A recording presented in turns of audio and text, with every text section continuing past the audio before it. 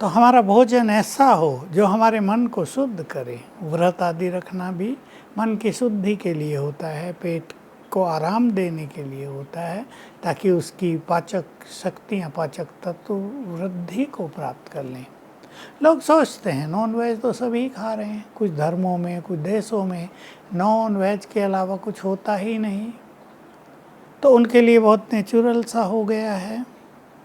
ये भी लोग कह देते हैं वो तो बहुत सुखी भी हैं। ठीक है, क्षणिक रूप से वो सुखी हो सकते हैं क्योंकि उनके पास कंपैरिजन नहीं है।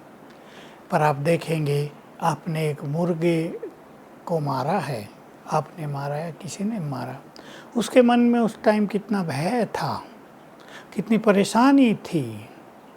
वो वाइब्रेशंस उसके शरीर में फैल गए थे।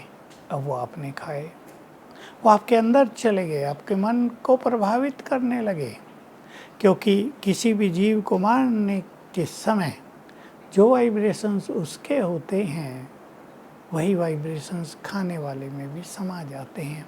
लोग भले ही सोचते हैं विटामिन मिलते हैं, ताकत मिलती है, लेकिन वो ताकत विषय विकारों को बढ़ावा दे रही है ना, और विषय विकार विनाश को समीप ला रहे हैं। ये विषय विकार ही हैं जिनके कारण संसार में अशांति है, क्रोध है, वैरभाव है, हिंसा है। आप सोच सकते हैं, आप देख सकते हैं, वही लोग ज़्यादा हिंसक हैं जो मांस मदिरा का सेवन ज़्यादा करते हैं। तो ये सब तो सात्विक भोजन से मिलता है। सबसे बड़ी शक्ति तो मनुष्य के मन की शक्ति है। यदि हमारा मन पावरफुल हो, यदि हमारे मन में सुंदर विचार हों, तो वो सुंदर विचार ही हमारे शरीर में फैलकर शरीर का पोषण करते हैं। ये बात बहुत कम लोग जानते हैं। मन यदि कमज़ोर है, मन यदि बहुत निगेटिव है, मन यदि बहुत दूषित है, तो उसका प्रभाव मनुष्य के शरीर पर बहुत ज़्यादा पड़ता है। इसलिए हेल्दी लाइफ के लिए भी आपको बहुत सुंदर विचार रखने हैं। मनोबल के द्वारा, आत्मा की सूक्ष्म शक्तियों के द्वारा अपने को शक्तिशाली रखा जा सकता है, शरीर को तंदुरुस्त रखा जा सकता है।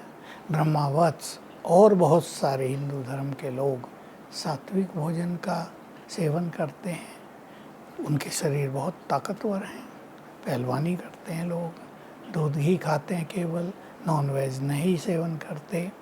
तो ये मान्यता ही गलत है।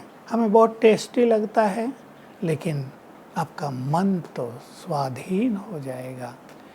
कहीं आपके पास ये नौबत आ जाए तो आपका मांस क्या दूसरों को टेस्टी लगेगा?